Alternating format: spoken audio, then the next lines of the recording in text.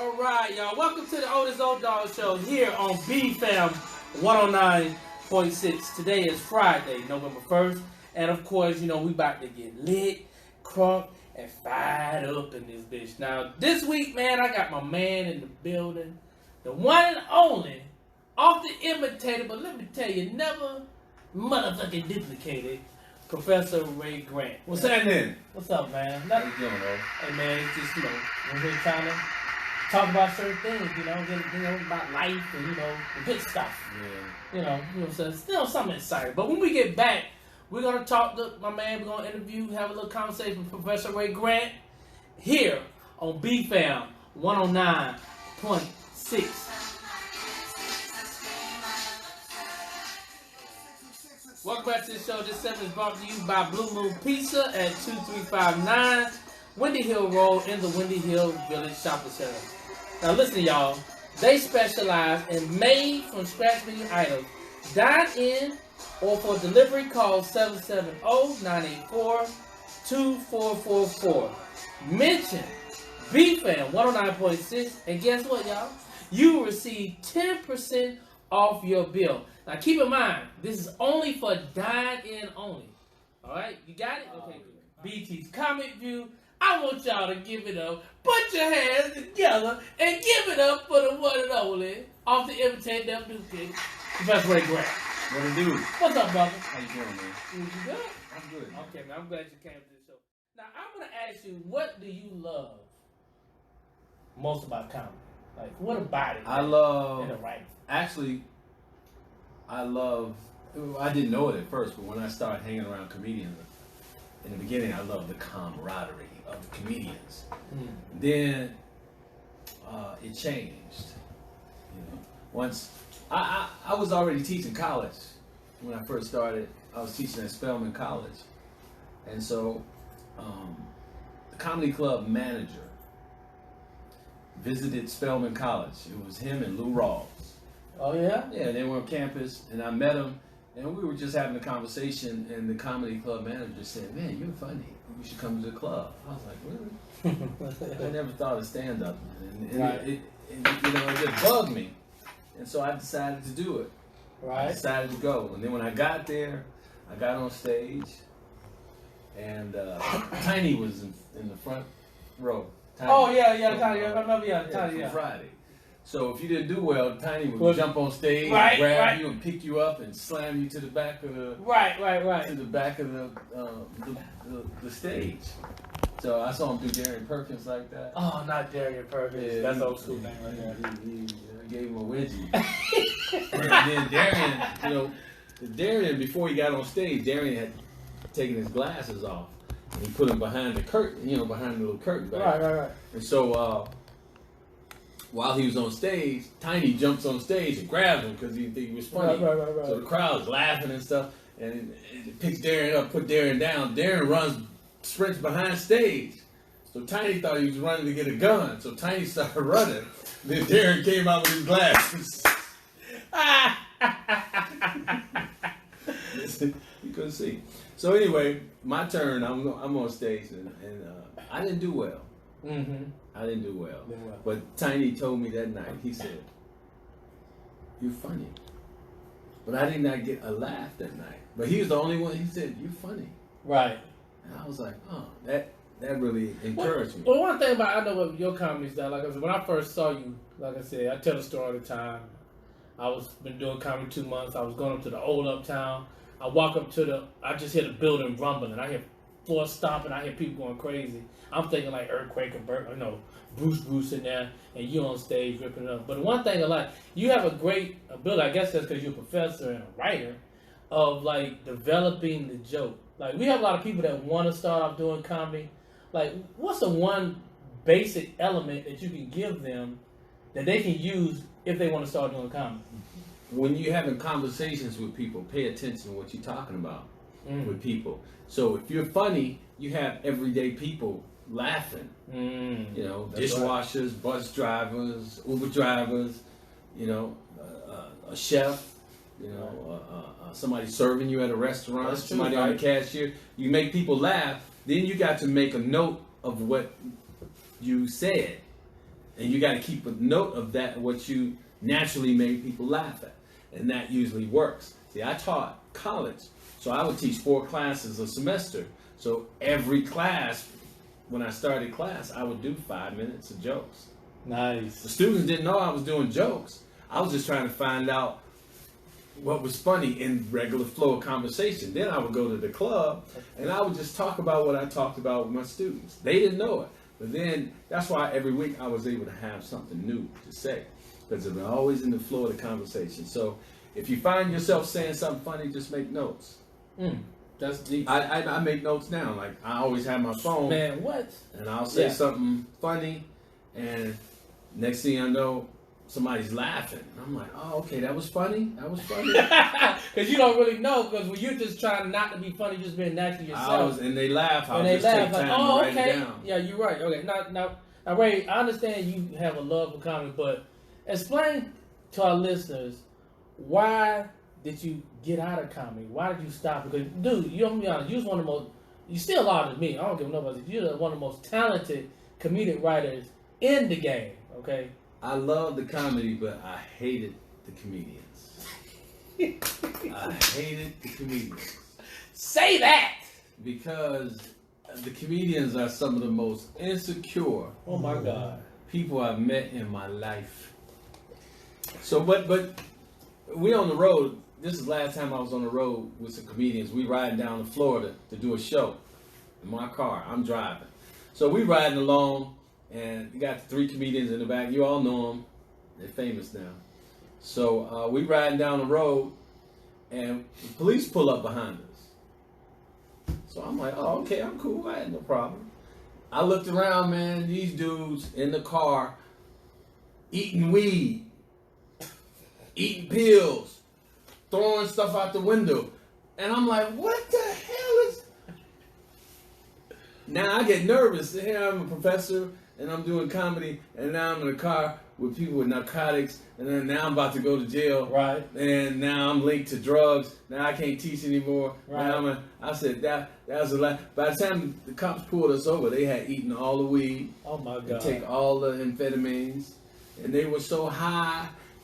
By the time we got to the show, right. they were no good. I had to do the whole show. Wow. I had to do the whole because they were just too high. Because they took the drugs that they were going to take on the way there and the way back. But they took it all in one pill. They took it all in one. So like Cat Williams said, they were high. They were high. Ha. They got on stage.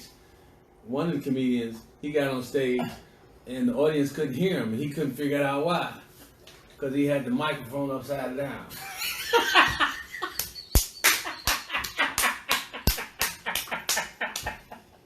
Right, tell me you making that. Tell me that's a joke, man. Tell me he did not have the microphone. He had the microphone upside down. I gotta bring you out. So did he ever do the classic, is this thing on? No. No, it's not on, motherfucker. You got it on backwards. Okay, so you got out of comedy. He's like, okay. I didn't get out of comedy. You just started on stage, just being around. I would only do benefits and concerts and for people, my friends and stuff like that. Like Chris Tucker called me. I was about to say, I know about that. Right. Bruce, I did some stuff. Bruce was...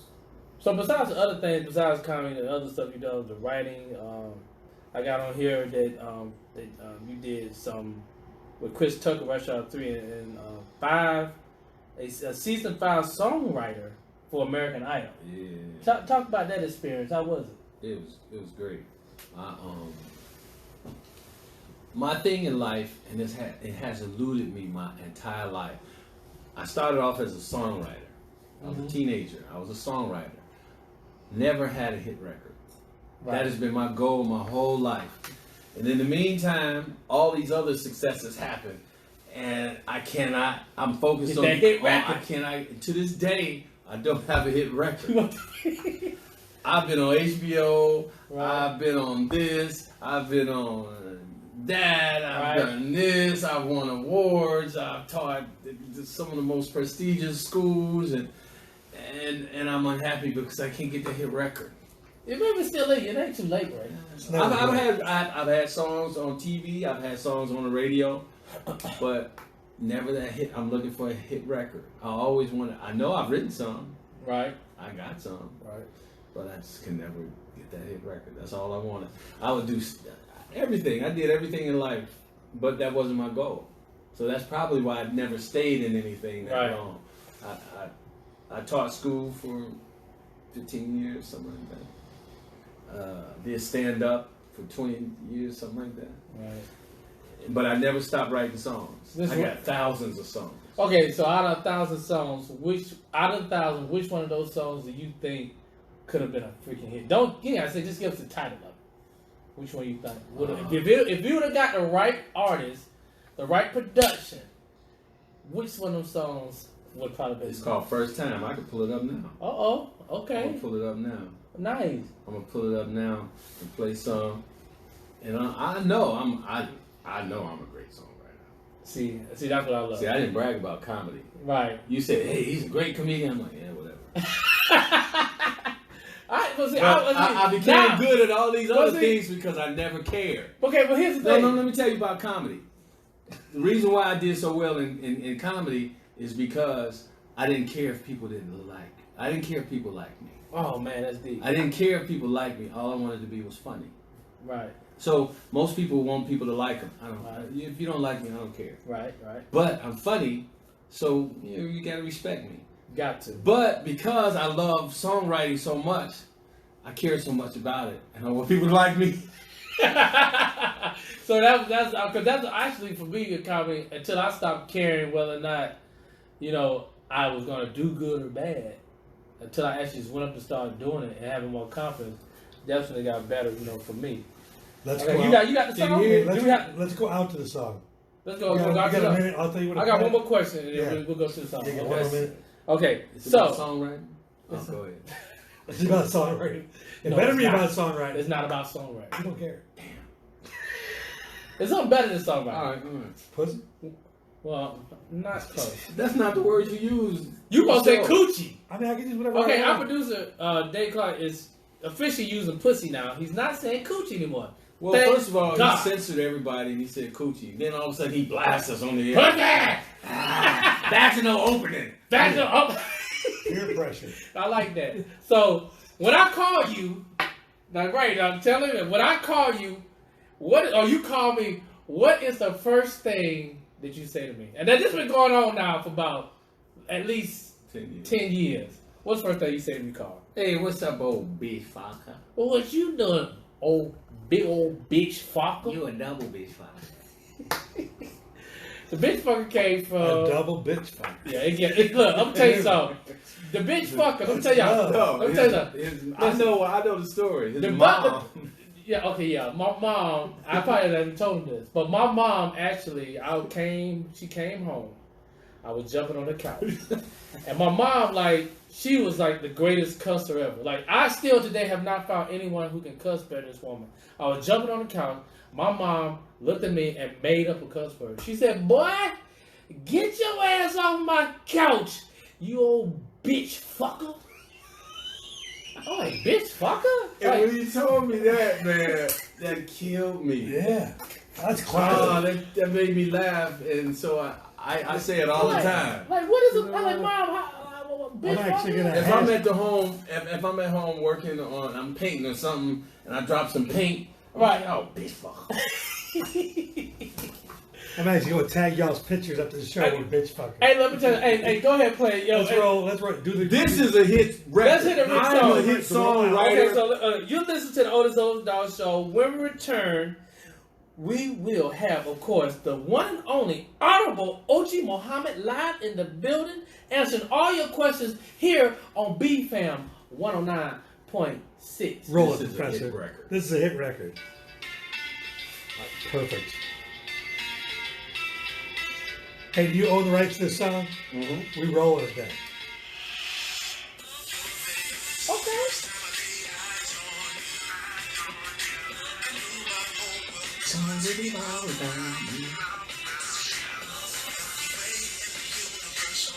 Smooth. Sounds better here. Welcome back to the show.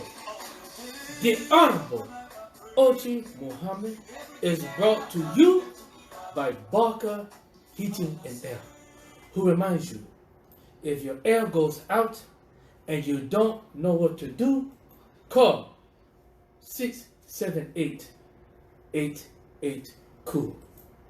Welcome, everyone, back to the Odis ODog Show. I am the Honorable Ochi Muhammad. This week, we are waiting for all the questions that people from all the world want to know and hear from the Honorable Ochi Muhammad.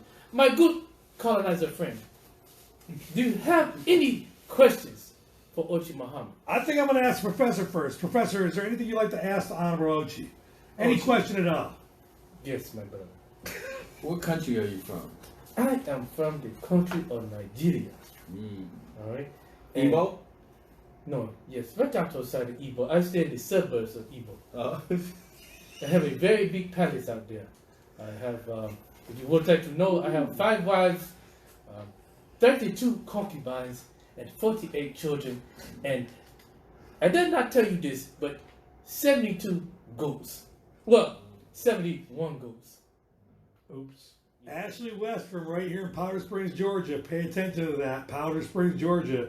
She says, I would like to set up an appointment with wives 1 through 5. I think I'm number 6. Yes. And you had said that you were ready for number 6. Yes. Okay, yes.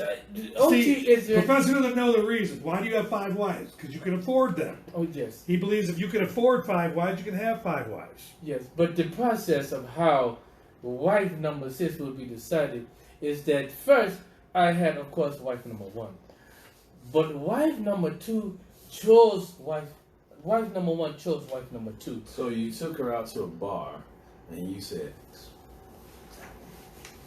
In a sense, yes.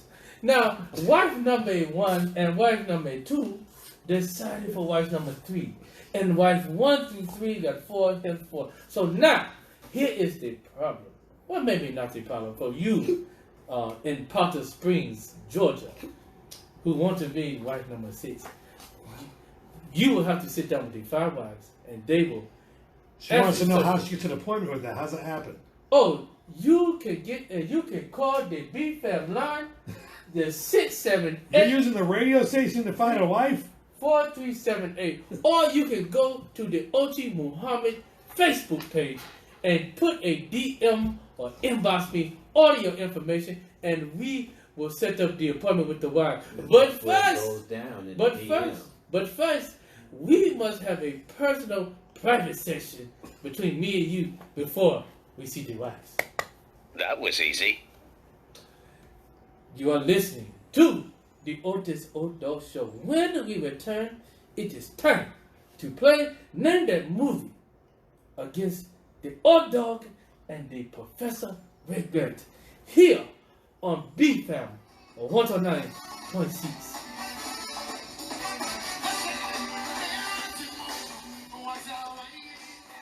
Welcome back to the show. This segment is brought to you by 4D Apparel, your one-stop for customized, sublimated jersey. Dave, I got it right. I saw that. Sublimated. You finally jersey. said the word right. Please visit our website at 4dtournaments.com or call Dave, DC, a.k.a. the unofficial mayor of the Battery, at 770-826-2445 to set up a design appointment. So, this part of the segment, nobody good about it here. First, once again, I want to thank my guest, Professor Ray Grant, for being in the building. Thank you, sir. You honored me with your presence. I rarely come out. Oh, right. I rarely come out. This segment is called #BOD. It's the bitch of the day. Anybody here, Dave, you got anything you want to bitch about? That's you're complaining about? You just tired of? I can complain right now? Yeah, just anything. I hate. Ooh. This is what I hate. That was a hate. I hate in a relationship when you get into a relationship, right? And people confess their love to one another. I love you. I love you so much. I love you. If we ever broke up, I just couldn't go on living. And then when you break up, the next time you see them, they still alive. I hate that. I said, what? That was easy. I got my black suit ready. I was ready to see you later. And you here. What else have you been lying to me about in the relationship? Love ain't worth a... My rant is directed towards Direct TV. I like to officially say Direct TV. Y'all ain't about shit. Let me tell you why. So I had to thank you. I had to downgrade my cable service because it was just too fucking high. Okay, all right. So I downgraded, and when I downgraded, I asked them, "Will I still have my sports channel? Will I still have Fox? Sports?" You know, I'm a Hawks fan. I like watching the Hawks. So went to go watch the Hawks game Friday night or Thursday night, whatever night it was. They had every fucking game on there. They had the Golden State Warriors game. They had the Cleveland game. They had New York game. They had all these games around the country, but they did not have the Atlanta Hawks game for people who live in fucking Atlanta. So I calls them. I don't call them. I calls them. I calls them and said, I got a problem here. I can't get the Hawks game. She said, well, sir, you have downgraded your package. You have a choice package. I said, well, how do I get what package so what I got to do? Pretty much she told me I had to spend $30 more to get a package to see my house. And I live in Atlanta. You know what I told her? I said, this has no reflection to you, but this is why streaming is going to kill cable. Correct. Because y'all ain't by shit. But hey, but you know what? Streaming is going up now too.